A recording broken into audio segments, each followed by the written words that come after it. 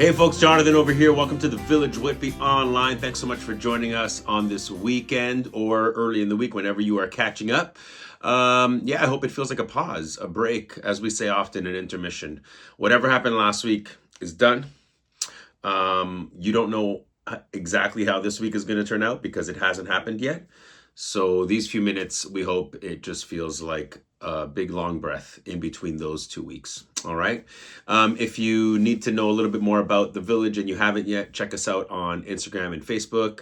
Also, the villagewhitby.ca has some information as well. If you have any questions as you're listening to today's conversation, feel free to DM us on those platforms or send us an email at connect@thevillagewhitby.ca.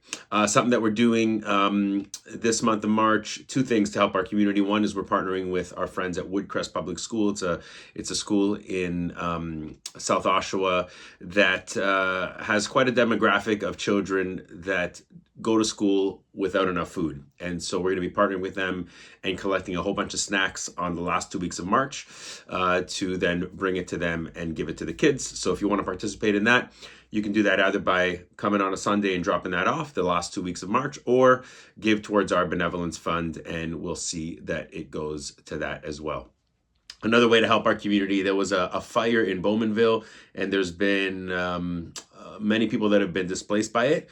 So we're going to be helping with some gift cards this week. And if you'd like to participate in that, simply give towards our benevolence fund when you give online, or the Village Family Relief Fund. Either whatever you write there, it'll go to that this week. Giving information is at the end of this video. Looking forward to getting into today's conversation. So we'll see you on the other side of this break.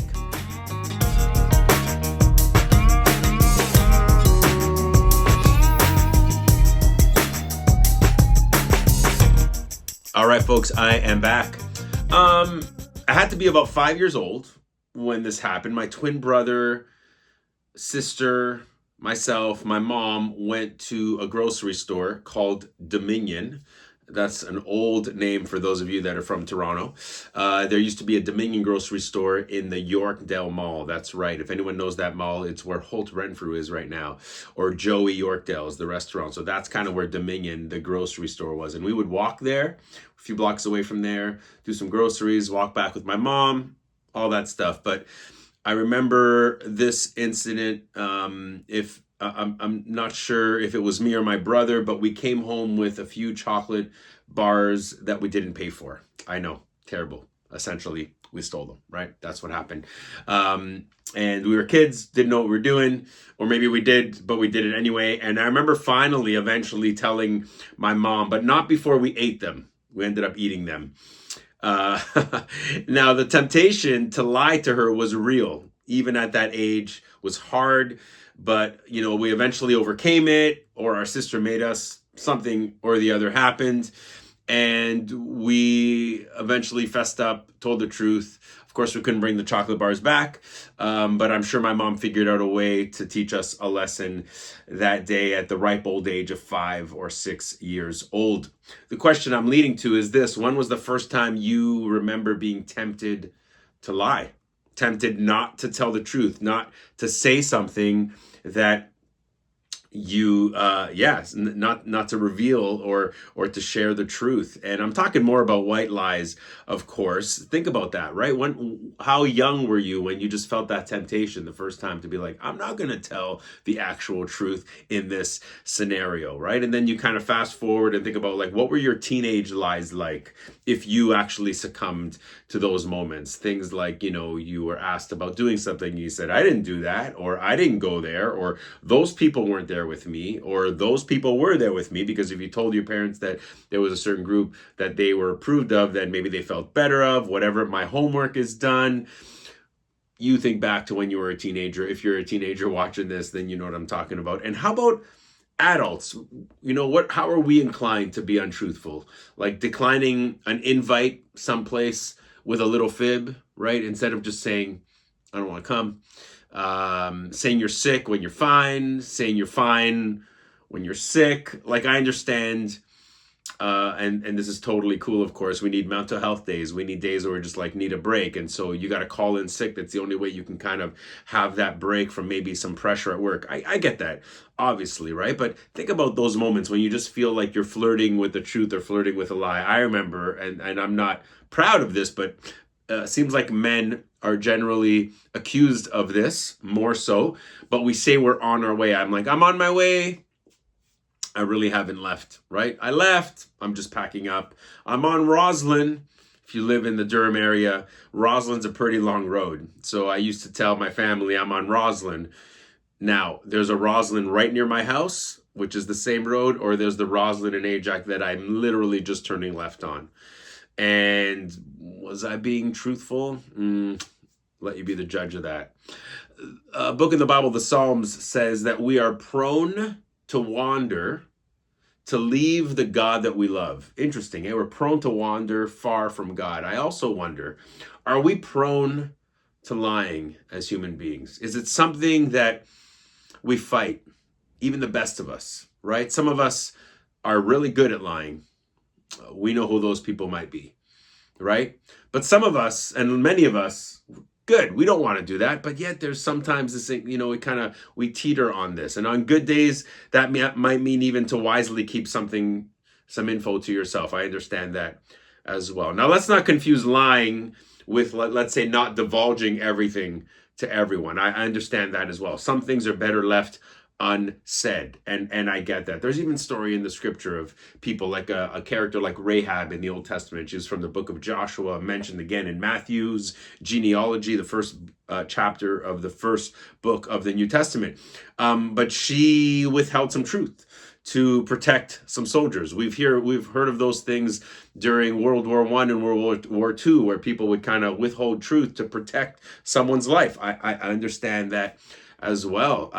There was a story about me, like about us buying a house, and it was a private sale, and chatting with the owner of this house, and this is before we started really like talking about price, and he said, oh yeah, people just seem to want this house. I remember that someone left a note on my car once asking, ended up being my friend's car, but they said like, oh, I'm interested in this house, would you ever sell it? And I said, that's fascinating. That was actually me, but I didn't tell them at the moment because I thought it would mess up the negotiations. Was I lying? Was I just not, going to share that bit of information? Or so you be the judge of that as well, right? So these stories aside, though, when we think of lying and untruth, we think really of like the politician who can't tell the truth to save their life, right? We think, and I'm not trying to be judgy, I'm just general, society thought here, perception, or the person who is keeping things from their spouse, the accountant who's lying only to stash some money away. If you watched the series on Netflix a few years ago called Ozark, it is just a continual batch of lies over and over again. So that might be the lying that we think of. Rich Villodos, in his book, The Narrow Path, we've been reading it, some of us in our church community. We have some small groups that are meeting around it as well. He says this: in a world immersed in lies, telling the truth is a revolutionary act. And if you watch the news and you just follow a few, world leaders or politicians or people that have some influence, you're like, yeah, it is a revolutionary act. If we could just have some more people telling the truth, that'd be wonderful. Now, sometimes we drift into dishonesty without even intending to, right? People ask us, how you doing? I'm okay. How's work? I'm okay. How's life? Do they really need to know? So we kind of avoid saying the truth. Sometimes we don't want to say that something's bad because we want it to look good. Sometimes we say that it's worth it and it is so that people feel bad for us, right? I wrote a song called Half Wonderful, and it kind of reflects this very thing that, people ask me how I'm doing, and my honest response these days is like, I'm half wonderful and half figuring it out. And so I'm saying the parts that's good, but I'm also acknowledging like I'm working on a few things. And most people, when I say this, in their eyes, they are agreeing with me. And I say, you too. And they say, yeah, me too. And also in the song, it kind of talks about moments where people ask me how I'm doing, but do they really want to know how I'm doing? Like if I say, okay, it's like, good, let's move on. But if I start to talk about maybe what might be going on, they're like, I didn't really care. I just asked you that out of kind of some normal, cordial conversation. Jesus is often equated with being plain, honest, direct in his conversation. A few weeks ago, when we had some interviews at the Village Live, Matt Hoyle, who was interviewed, said this, he's learning that to be clear is to be kind. That's a really good phrase, isn't it? Clear is kind. Now, why are we talking about this today? Well, in Jesus' Sermon on the Mount, which we are walking through at the Village here as we make our way towards Easter, Jesus addresses this very thing. I mean, he uses words like oaths or promises, depending which translation you're reading, but Jesus wants us to know that our word and our words matter. The words we use matter, and giving our word matters and following through. And this is really what it comes down to. Do we understand how important the words we say are? That they matter? And do we really appreciate how important truth is? I think it's really important, especially if we live in a world immersed in lies. Truth kind of rises to the top. Now, by truth today, I don't mean absolute truth, right? Because some people have this, there's a moral kind of, black, white thing. That's not what I'm saying. But the simple kind of truth, the kind that comes out of our mouths, the kind that we avoid because it might hurt too much or bring on some unfavorable circumstances, that kind of truth. So let's see what Jesus says in Matthew chapter 5 and see where we land here today. Verse 33 says, "Again, you have heard that it was said to the people long ago, 'Do not break your oath, but fulfill to the Lord the vows you have made.' But I tell you, do not swear an oath at all, by either heaven, for it is God's throne, or by earth, for it is his footstool, or by Jerusalem, for it is the city of the great king. And do not swear by your head, for you cannot make even one hair white or black." That's true. All you need to say is simply yes or no. Anything beyond this comes from the evil one. Ooh. So here we go again, reading some serious words from Jesus. Do you agree? They're kind of serious. It's kind of a big deal. So it's no mistake that these words come after Jesus' words on divorce and relationships, another hot topic, right, in the New Testament. A simple connection to doing your absolute best to keep your word when it matters most, which is in relationships. Not talking about that today.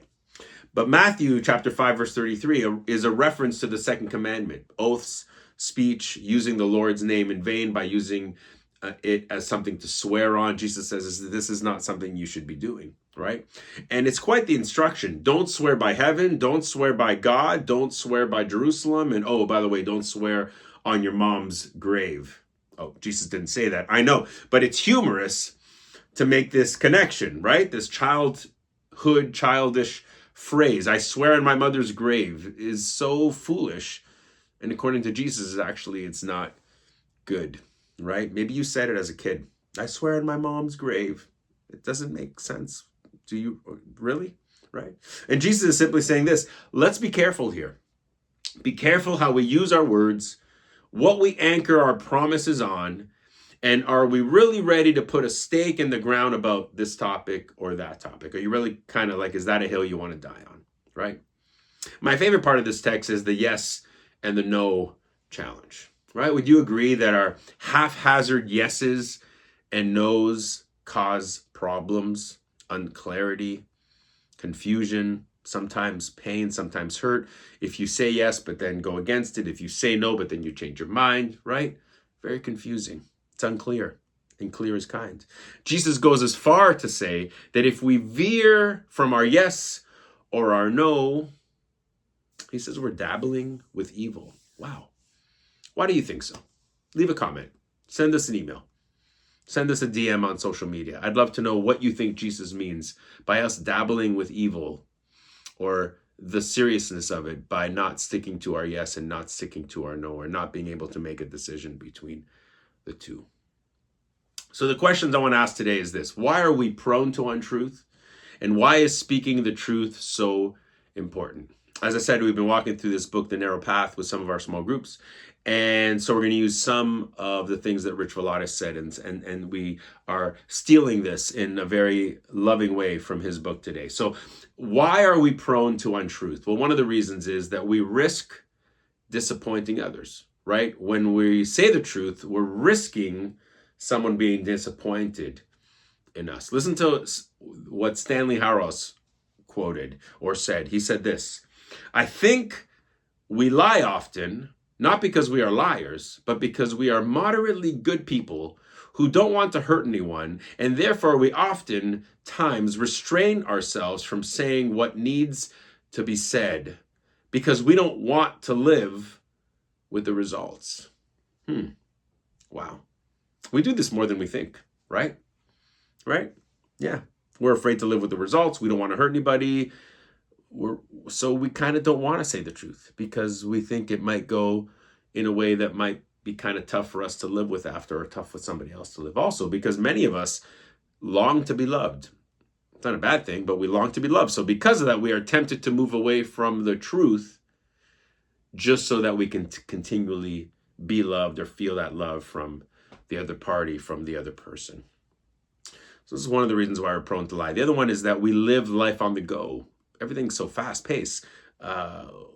This writer says the pace in which we live is not sustainable for the decisions that we make. We don't really give ourselves space because there's so much going on. Just like our finances, we often have little to no margin for rest. But know this: rest, retreat, pause, Sabbath, all help us make better decisions when need be. Decisions that will be more aligned with the truth. And a better and more rested human, that's you or me, has the capacity and ability to give a more confident yes or a more confident no. Here's one more thing, one more reason why we're prone to untruth. It's because we are immersed in a culture of superficiality, right? Because we swim in a pool where people are rarely honest. It is actually tempting to just go with the flow, just kind of keep doing what other people are doing. We don't leave room for bad days, for failure, room to reflect on the days when things aren't so great. And to be honest, some church cultures have not helped us in this, right? Some church cultures don't leave room for lament because you always have to be in a good mood, or they don't leave room for depression as a real thing. Instead, they just want to view it as sin. They might say things like blessed, not stressed, right? But not giving people space or room to be like, today is not going well. And so it forces us into what? Being superficial, not being genuine, not being authentic. And we got to be careful of this because communities that foster untruth are not sustainable or life-giving. So let's not get caught in the act of being superficial. Just because it's a pool where everyone else swims, it doesn't mean that you have to as well, or I have to as well. So in light of this, in light of the things that make us prone to untruth, what does or could speaking the truth actually look like, right? Well, here are some things. One is this: we should be able to mean what we say, right? So instead of giving quick answers, maybe say, I'm going to think about that for a little bit, right? I like this, try this. I hope to eventually forgive you. What are you saying? You're saying what they did was wrong and hard and it hurts. You don't quickly give a forgiveness because you know that's not really honest about it. But you're going to say, I hope I'm going to come to this, think about this, pray about this, figure this out, and I hope that I can eventually forgive you. That's a bit more honest, right? How about when someone asks to pray for you or to pray for them, or you quickly say, hey, I'm going to pray for you. Now I'm starting to say this: when you come to mind, I will pray for you. I'm giving a similar response. I'm going to tell them that I'm planning to pray for them, but my full honest response is this: when you come to mind, I will do my best to pray for you. That's honest. That's real. It's still loving, it's still beautiful. It's still more than most people will do, but it's also really honest, isn't it? How about this? I hope to be able to do this for you. Let me figure it out. Instead of saying, oh, I'll get that done, or I'll do this, or I'll make sure that happens, and then you forget, and then you get too busy, or then you feel super pressured to make sure that you get this certain thing done. And you say, I'm going to try my best. I'll get back to you. I'll figure this out. And what does that do? It just basically it takes us out of a position to break a promise or an oath, right? So we're kind of removing ourselves from that pressure and from that kind of opportunity to lie or to not come through or to see, make our word not mean as much as it should. So what does speaking the truth look like? It also looks like this, that we do what we say, not just we mean what we say, but we actually do what we say. So following through is a beautiful character trait. And you know it to be true because your friends that follow through, that actually do what they say, are some of your most favorite people. Of course they are. And when you do this for somebody else, when you follow through, then you feel good about yourself as well. Here's a quote: integrity narrows the gap between the words we say and the way we live. Think about that for a second. All right, here's another thing that we can do. What we speak in one place, we speak in another place. So being who you are, wherever you are, right? Now, this is more about being authentic to yourself. I get the idea that we are more open with some people than others. That makes sense. You're comfortable. There's a sense of trust. Of course, you don't just divulge everything to everybody. Some things with some people are better left unsaid. I totally understand that. But sometimes we aren't genuine because we feel bad or we feel inferior or we feel bullied, right? And so we are not ourselves. Or we project something about ourselves that's not true, or we don't show something about ourselves that is true because we're afraid about what the other person's gonna think.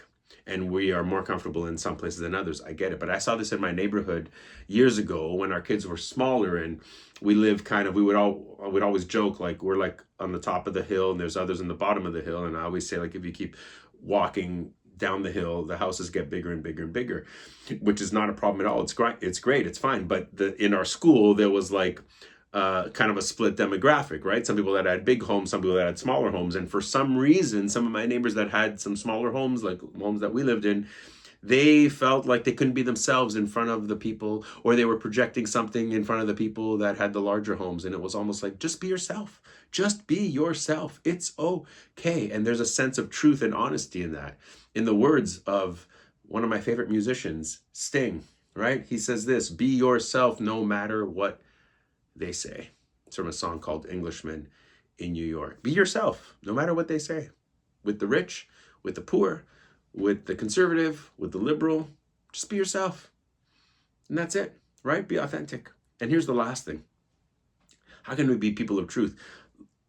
Showing love in the presence of truth. I think that's important. Love must be present in our truth. This is the way of Jesus. Paul says this in Ephesians 4. He says, speaking the truth in love, we will grow to become in every respect the mature body of him who is the head, that is Jesus. So Paul says, when you speak the truth, speak it in love. It goes along with other places where it talks about being gentle and showing respect and being loving and loving your neighbor no matter who, what, where they come from, whatever the case may be, right? So when you speak the truth, do it in love. And if love leads the way, truth can be said. And not only that, truth can be said with kindness, with good intentions, with care, and with integrity. And that's important. And we know this, as much as it doesn't feel good in the moment. I love and appreciate when my true friends tell me something tough, but they do it in love. I have a few friends that they can say the hard stuff. And you know what? As hard as it is in the moment, and as much as like they say something and they'll say, John, you did this or you didn't do this, and it hurts, boy, am I so glad they told me. Even though it hurt and it ripped something off me and I felt bad about it, which nothing is wrong about feeling bad or being convicted about something that you did, right? But they did it in love. They told me because they love me. We have a relationship. There's a beautiful relationship and a function of that. And so when they say the truth in love, I hear it. And I can come to a point of appreciation when they do that. So remember, truth is important, but it has to be partnered with love. So all of this today is another reminder that Jesus gives us a new way to see, a new way to live, and he invites us to become more human. He invites us to become the best version of ourselves, the most authentic versions of ourselves, because the world will be better when we are us in it. So let's end I think the way Jesus ends this topic, with a yes or with a no. I think it's my favorite part of this text. So think about that. How can you be someone that when you say yes, that is your answer, and when you say no, you've come to that conclusion and you're clear about it? So remember what we said earlier, Matt Hoyle, to be clear is to be kind. And I think this is one thing that makes the world better. And it comes from Jesus. It comes from Jesus. So just like being slow to anger, we talked about this last week, is another way to be like God, right? James says be slow to anger, but in the Old Testament, we says God is slow to anger and abounding in love. Well, this way of making your yes and your no, it's another way to live out the values of Jesus. So may your yes be yes, may your no be no. And whenever you speak the truth, do it in love. So I have 3 questions to end today. Think about these as we are going to taper off. Will I analyze my heart and reflect on my words and see if there's any falsehood in them? Just analyze what's going on in your heart and if what's coming out of your mouth is connected to that, and if it's true, and if it's real, and if it's authentic. Second is this: what can I do to be more truthful? If that's something you struggle with. Maybe you're listening today and you're like, I don't have a problem with this at all. Great. I love it. Let's be friends. But what can I do? Think about that. If this is you, what can I do to be more truthful? And here's the last question, of course. How can I be clear and kind and loving all at the same time? All right, a lot of stuff for us to think about this week. Let's close in a quick word of prayer. God, thank you. Thank you for a text like this that just kind of brings a few things to the surface. Forgive us if we've lived in a pool of superficiality, if we've been tempted to be fake or false or not ourselves. Forgive us, God, if we've kind of been tempted to be untruthful, either to gain something or to not feel less than, to impress somebody, whatever the case may be. God, forgive us. Yeah, we know we're human, we make mistakes. This has happened in our lives from time to time. But God, may we be on, the good side of this, on the Jesus side of this. May we be people that are known for our confident, clear yeses and our confident, clear nos. And also, God, may we, when we speak the truth, may we do it with love. May love be what covers and embraces and fills all the things that we say and do, God. And also, God, may we not be so judgmental when there are people in front of us that are lying. May we call it out, perhaps. May we ask for help and discernment from your Spirit to deal with it well. But God, may we also be part of the solution to help them become people of truth, as we are trying our best to be continually people of truth. In Jesus' name we pray these things. Amen. Thanks so much for listening today, folks. Peace, love, recycle.